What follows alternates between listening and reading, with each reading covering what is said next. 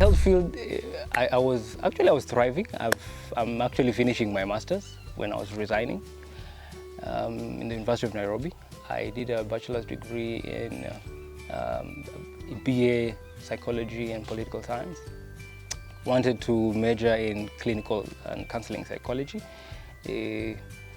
but down the line I found passion in agribusiness. Semi-arid areas are becoming the next food basket for this country. We've tried out experimental phase. We have these red onions, we have the vegetables, we have Napier we've seen the pawpaws doing very well. Yeah, so the future is in Ukambani, and why I say this is we also need to work on our land policies. You find the food basket of this country was Rift Valley Central because of the good rains and the agricultural land. But you find because of poor land policies, we've subdivided those places in small places. You can't really produce food.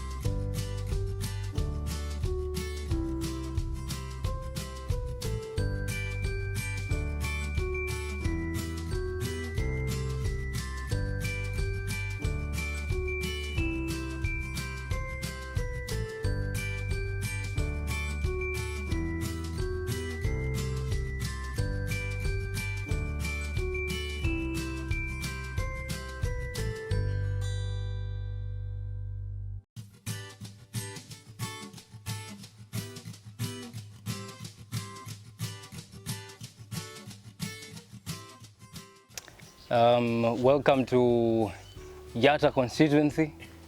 This is Ndalani ward, area Kapuloti. This is Wangai's farm.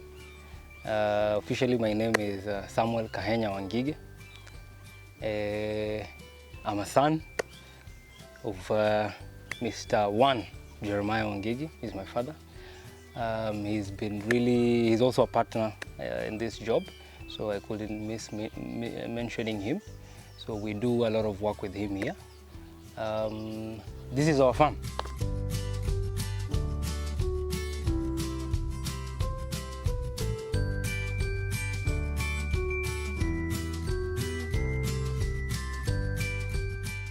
I started this project, this is 11 months now, we're completing 1 year.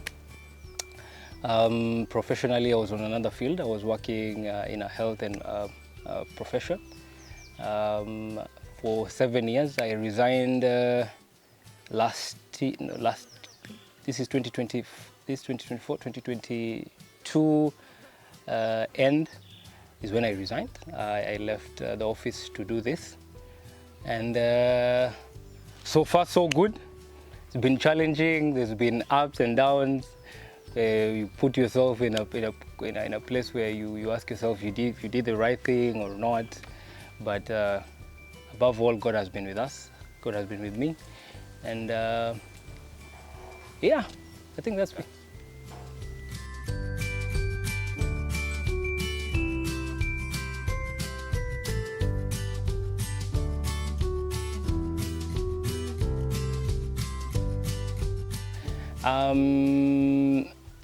In the health field, I was thriving. I'm actually finishing my master's when I was resigning in the University of Nairobi. I did a bachelor's degree in BA Psychology and Political Science. Wanted to major in clinical and counseling psychology, but down the line I found passion in agribusiness, and I took some interest to research. After the 2 years of data collection, I found like information I'm getting is showing me there's work. It's a full field that you can really thrive.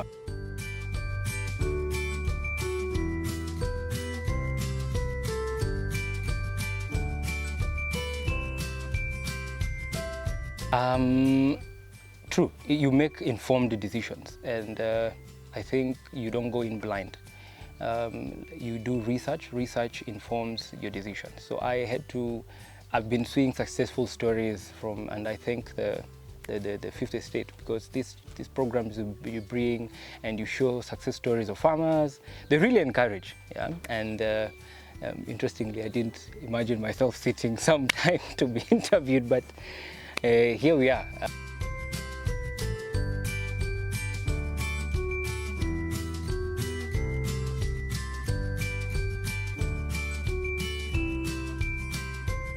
When I was convinced beyond doubt that agriculture can pay, and you can really be on both, you can grow, you can really experiment in so many levels. It's untapped in this country. It's our biggest earner in this country. It's a backbone of our economy. Okay, so the white collar was really bottlenecked. I told myself, my manager has been there for 15 years. I want to be the manager. I'm doing my master's. This guy is still there. He's not going anywhere. So I can't remove him. And I was like, I think it's time for me to exploit my space.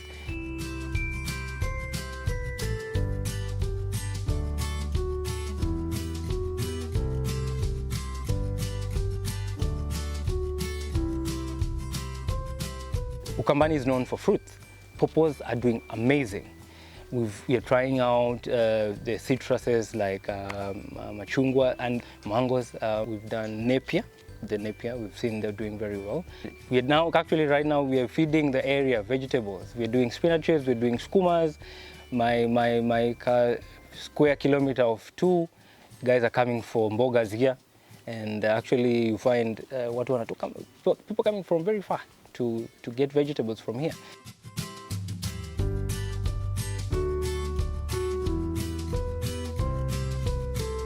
There's an engineer, water engineer, I follow him. He calls himself the Gala Goat Genius. Yeah, I follow him on YouTube. He says, rain is a substitution of irrigation. Yeah, so when you think of that concept, works well in Ukambani, because here rains are very short. The long rains are in November, short rains here, and actually naturally, like in other seasons, long rains are now, these ones that we're expecting, short rains are. So you find the issue of water is really here. But if you do irrigation, then rain supplements, then the place works.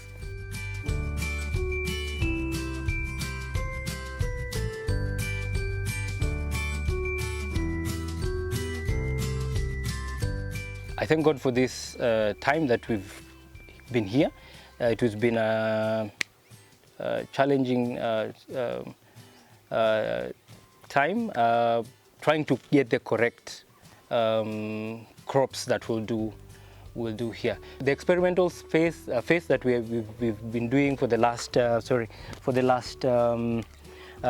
11 months, we found out crops that can do very well here, that use very minimal water, and it's been successful. I'm actually glad I saw JQuat did a program in Makueni.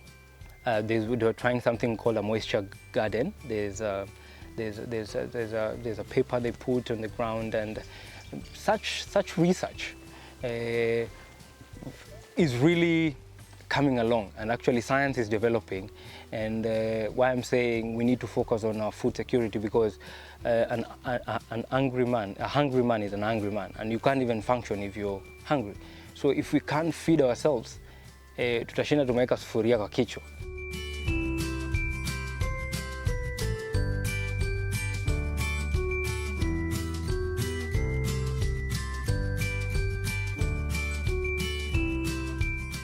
We need to stop having this monoculture of mahindi, maize. We need to diversify. We've seen cassava is doing very well. Fruits.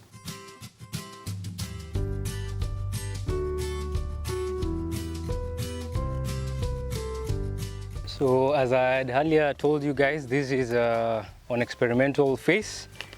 So welcome to the farm. We start with passions. We've tried out the passion fruit. This is The yellow passion is doing very well. We're having fruits here already. We were expecting fruiting this month, but as you can see, we have some that are already out. It's a very high value crop if you do it. We were trying to do it with just local materials. I think is one of the most discouraging thing for small scale farmers or young farmers who are coming up is the structures that you need to have for you to do pasture. I mean, the poles, the wires, but we've just tried to do it very local, and they're turning out okay.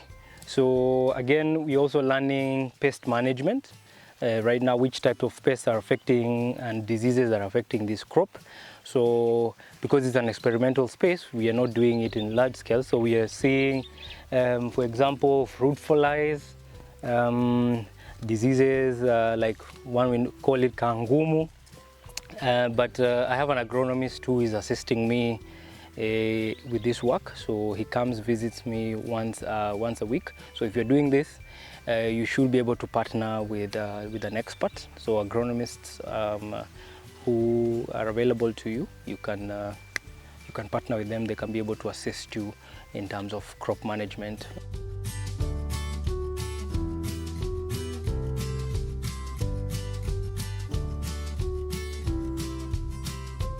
Another thing we've tried to do here is pawpaws. So self-propagating. One of the challenges was in terms of selection of male and female. So this is a male pawpaw.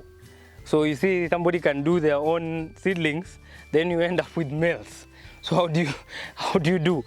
So this is one of the trees we planted.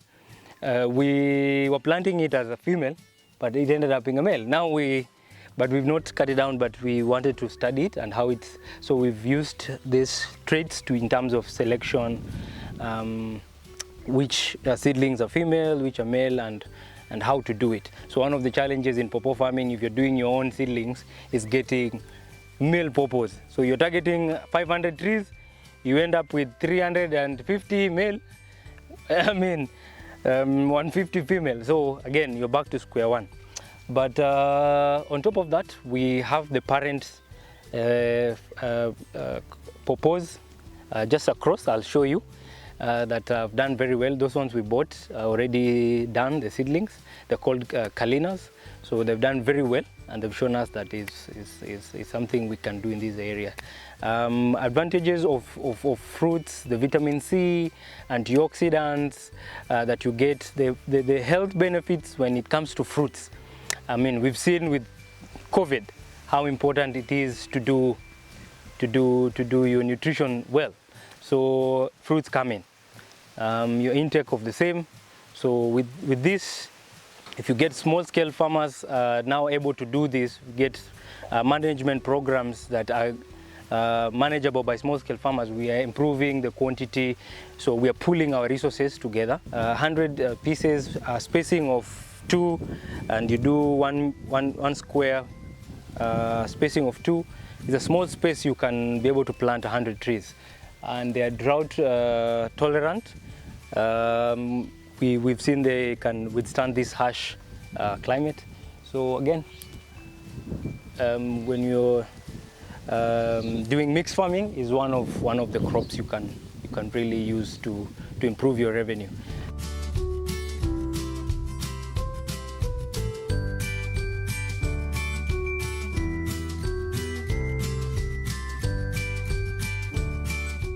Apart from pawpaws, we have tried also Napier. We've tried different types, and personally I was interested in the dairy industry. And when we came here one time, we wanted to go and take tea on our local car center here with my dad, and we were like, we wanted a cup of milk. We couldn't get fresh milk. So what is the challenge? Why can't you guys have milk? The issue, so the lady who was serving us was like, you can't do dairy farming here, you can't keep a cow here for. One of the major issues that stood out from that conversation was feeding. You can't actually do dairy. The super Napiers are here, pak chongs are here, we've tried them, they're working very well. So an issue of feeds you can sort them here. With drip systems and good water catchment programs, you can actually do feeds for the animals. So majorly here guys are doing bulls because they can do the ox cart, they can use them for farming, I mean digging, for plowing, sorry, and also for meat. But you see dairy here, and bulls can free range. Now one of the challenges from her to do dairy was feeds. So agricultural industry is growing. One of the things that is being tackled is to improve the production of feeds. As you know, feeds are the highest cost, I mean, when you're producing in animal farming.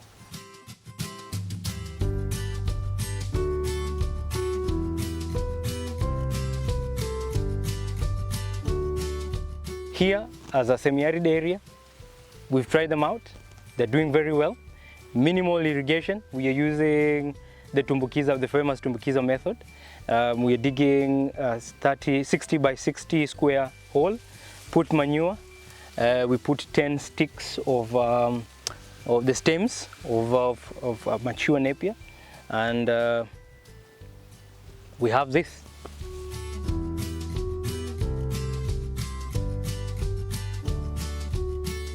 You harvest after every 2 months.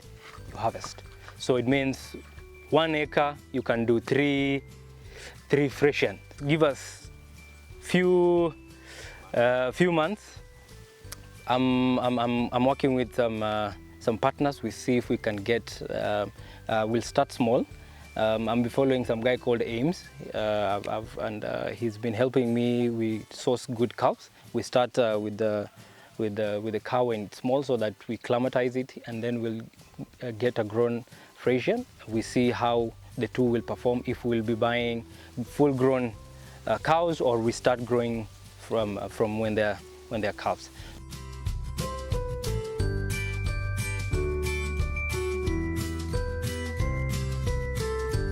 So watch the space. We're going to turn this place dairy very soon. We've seen feeds are there, so we are working to see if we can do other types of grasses to supplement, because these hybrid napiers, crude protein levels, you can check them out. They've done very well. So I mean, we're asking for different partners to come in and assist. Dairy we can do.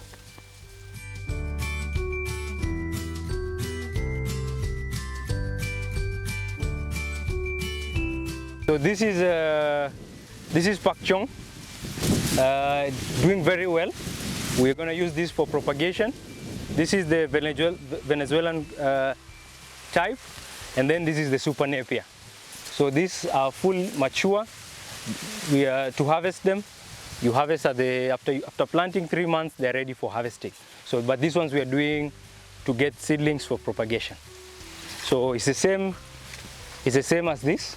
So I think these are the 3 types that we've tried out here, and they've shown that dairy is possible.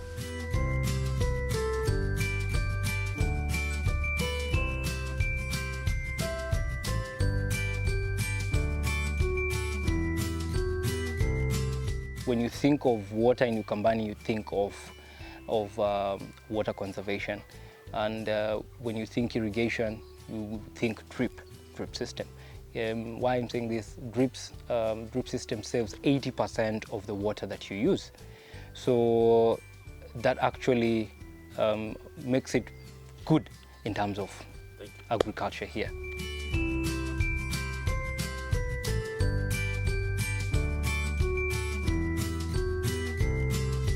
So welcome guys to the main field. As you can see, we have a raised tank. We are standing on the highest position in this farm.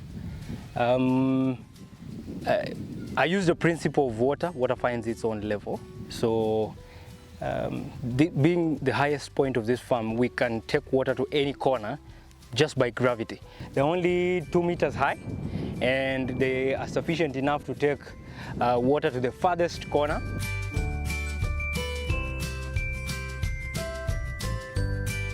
So the little water we have, we're actually using it to the maximum. We're trying to do something called precision agriculture.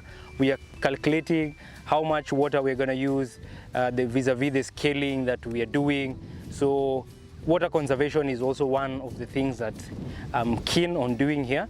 Neighboring to the farm is a dam that was done by the government, but I've not yet been able to access that resource. Local politics, I'm actually trying to reach out to Her Excellency Madam Ovinya. Her policy, or one of her mottos was Pesa Mfukoni, Chakula Mezani, and it's one of the things I've been trying to reach her office to try and see if we can get his guys to come, or her guys to come, and we do a partnership here. It's around a 2-acre dam, vis-a-vis you can call it 3 stories. So there's a lot of water that can really transform this area.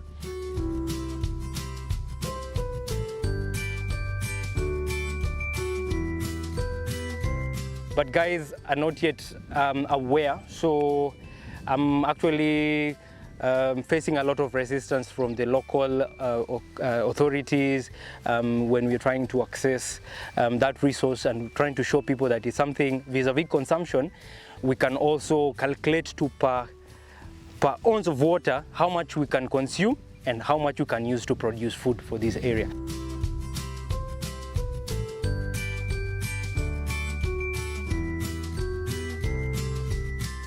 The biggest challenge that I have right now at this farm, I have drilled the borehole, but as a small farmer, the machineries that I'm using to pump water, I initially was using fuel. It was unsustainable. I reinvested back some few coins that I'd gathered around. We did solar. Now we can get water from here. Sun comes out very early, 6:45 we have water until 5. So the capacity I'm doing is 15,000 liters, but the farm demands, from the statistics we're having, because we're doing a precision agriculture, the farm needs 60,000 liters. When we achieve that, we'll be in business.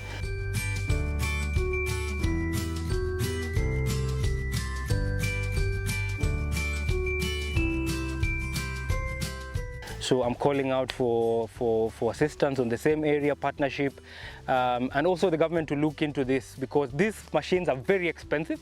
So as a small farmer, for you to get these machines, it's really hard.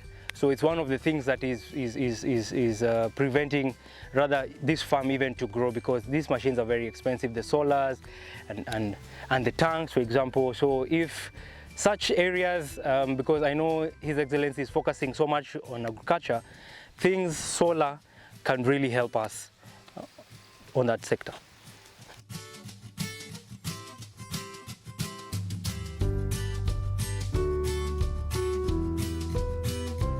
We have here Skuma Wikis.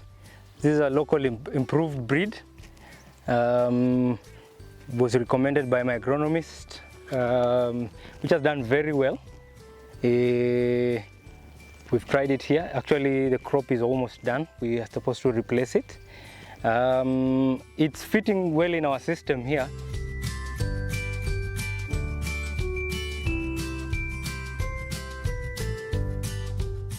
As a farmer, you need to have short-term, intermediate, and long-term projects. So short-terms are supposed to give you like recurrent income, revenue that you're supposed to use to run the farm, the daily use, e.g. paying of labor, casuals, and just basically servicing activities of the farm. Then intermediate, and then now the long-term projects that are now the big projects that are income earners. So kales came in very good for us. They are tolerant to this harsh climate, require minimal irrigation. We've done them on the drip system, as you can see. They have performed very well. We are selling them locally here.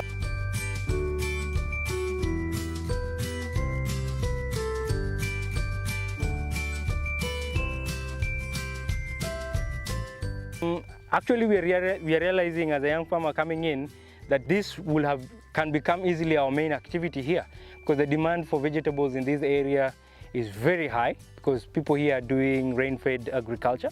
So if you're doing irrigation, you are all season. So as I said earlier, irrigation, rain supports irrigation. So if you're doing irrigation, you're all year round. So vegetables here, like sukuma wiki here, you can really actually capitalize it as your main crop, because the market is there, the demand is there, and the product is here. It's doing very well. I mean, as you can see. So this small area per block, we are able to do around 500 shillings per standard line of 1 meter by 30, 1 meter width, then length 30. You're able to do around 300 shillings. So it's good income.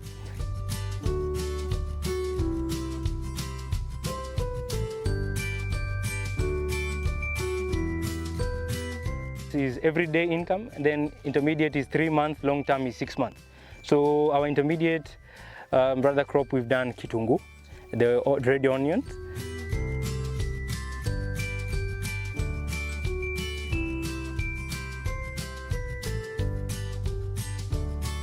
So these are the red onions I had earlier mentioned. So we tried them out, and they're doing very, very well. So it's a crop also that we've seen can be a game changer here as a top income earning crop. I mean, red onions, the market value 2 years ago, an year ago, was 65 billion East African market. I mean, as a young person in this country, you can't say there's no work.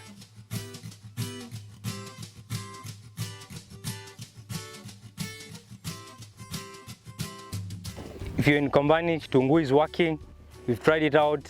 It's a semi-arid crop, actually uses very minimal water. So, and again, we're talking water conservation. Drip systems, as much as they're very expensive, they're becoming very handy in terms of even the types of crops that you're planting. And red onions are here, as you can see. They're doing very well. We are to harvest them this month.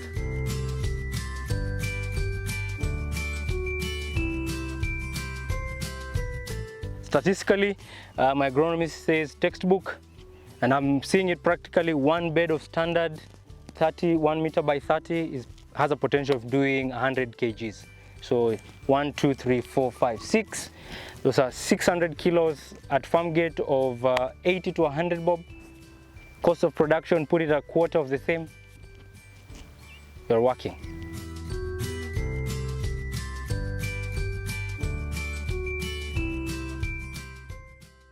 So this is where my sheep and goat sleep.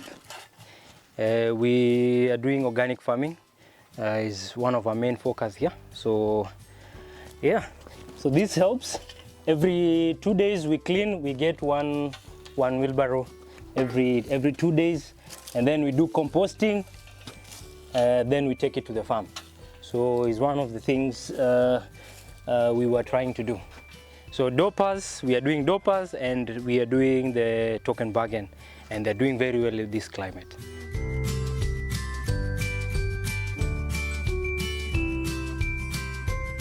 We've tried out experimental phase. We have these red onions, we have the vegetables, we have Napier we've seen the pawpaws doing very well. Therefore, semi-arid areas are becoming the next food basket for this country. So I'm appealing to the government in terms of land policies.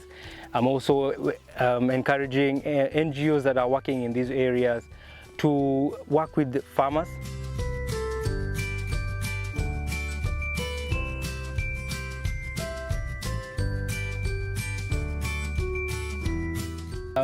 First of all, the president of this country was one of my biggest inspiration, Mr. One, His Excellency Bwana Ruto. He showed us as young Kenyans that you can do anything. You can achieve the biggest, you can achieve your dream if you actually push yourself. Do the right thing. From when I saw his story, I told myself, I mean, if this guy is a prototype of this country, all the way kindergarten to PhD, he's been a product of our system, and he's done it in his field, in political, why not pursue my own?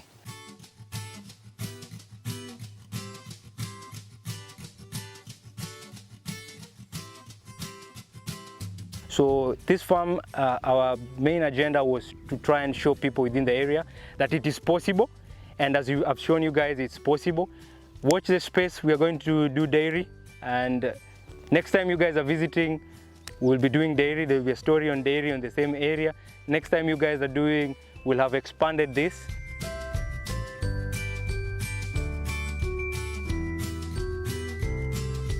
I consider myself a small-scale farmer right now because the unit of production, what we are doing right now, it's not very big, but we are working to make this place a model farm so that we can now recruit farmers. The day I was telling my manager, we can't be selling our produce to brokers.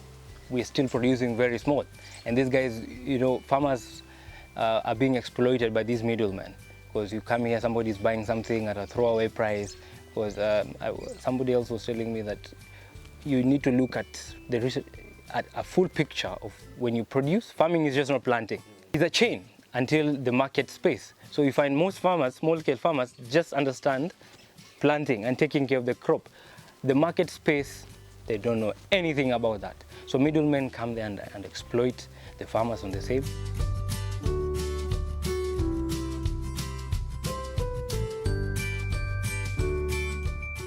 One of the biggest thing I've been asked, guys like young guys complain, you know, you have land.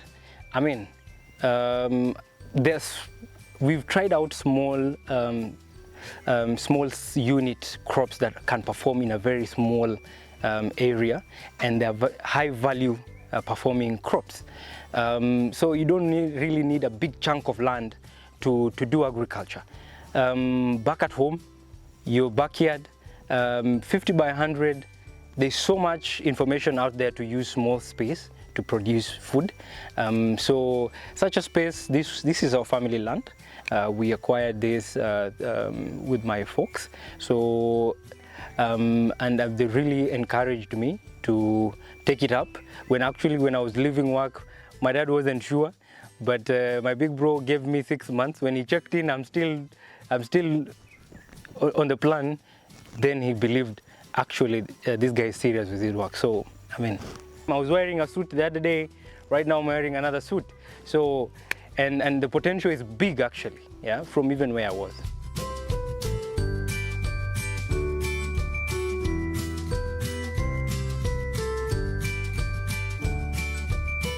Yeah, so the future is in Ukambani, and why I say this is we also need to work on our land policies. You find the food basket of this country was Rift Valley Central because of the good rains and the agricultural lands. But you find because of poor land policies, we've subdivided those places in small places. You can't really produce food. Settlers were coming and were settling in these areas because these areas were good in terms of producing food. But we've turned these places concrete jungles. Yeah. So food we are going to have an issue with food in this country if you don't do good planning.